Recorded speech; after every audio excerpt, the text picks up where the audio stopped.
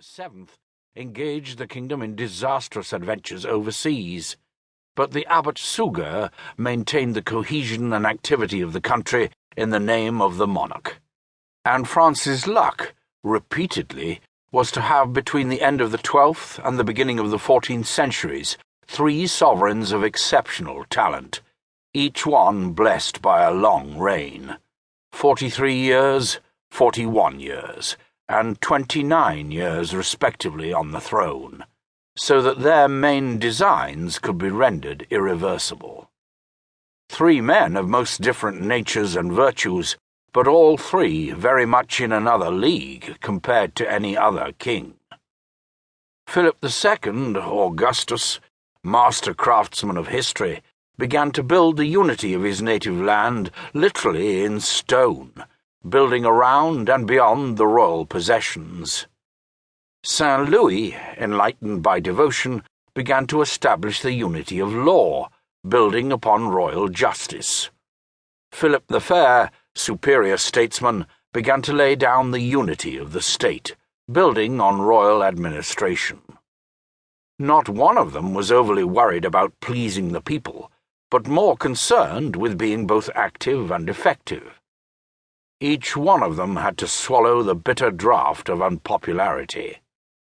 But they were more sorely missed after their death than they had been disparaged, mocked, or hated while they were alive. And above all, what they had strived for came to be. A country, a judicial system, a state, the defining foundations of a nation. Under these 3 supreme artisans of the idea of France, the country emerged from the age of potentiality. Self-aware, France was establishing itself in the Western world as an indisputable and soon-to-be preeminent reality. With 22 million inhabitants, its borders well guarded, an army that could be called up quickly, feudal lords kept at heel, constituencies perfectly controlled, roads safe, trade flourishing, what other Christian country could compare itself to France, and which would not be envious of it? The people complained, of course, feeling controlled by a hand they considered too firm. Later they would moan a good deal more when delivered up to hands too soft or too deranged. With the death of Philip the Fair, suddenly the idea of France cracked. The long succession of good fortune was broken. The 3 sons of the Iron King followed each other on the throne, without leaving male descent. We have previously told the story of the dramas the court of France went through as its crown was repeatedly auctioned to the most ambitious bidder. 4 kings committed to the grave in the space of 14 years. More than enough to fill minds with dismay. France was not used to rushing to Rheims quite so often. It was as if the Capetian family tree had been struck by lightning in its very trunk.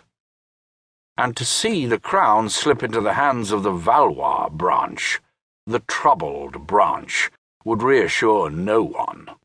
Ostentatious, impulsive, enormously presumptuous princes, all form and no substance, the Valois imagined that all they had to do was smile to make the kingdom happy. Their predecessors mistook themselves for France itself. They mistook France for the idea they had of themselves. After the curse of rapid demise came the curse of mediocrity. The first of the Valois, Philip VI, called the Found King, in other words the upstart, had a 10-year period during which he might have been able to secure his power base, but then, at the end of this time, his first cousin Edward III of England resolved to open the dynastic feud. He declared himself entitled King of France, which allowed him to rally, in Flanders, Brittany, Saintonge, and Aquitaine, all those who had grounds for complaint with the new regime, including leaders of towns and feudal overlords.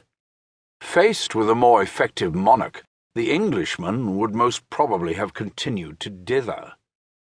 But Philip of Valois was incapable of warding off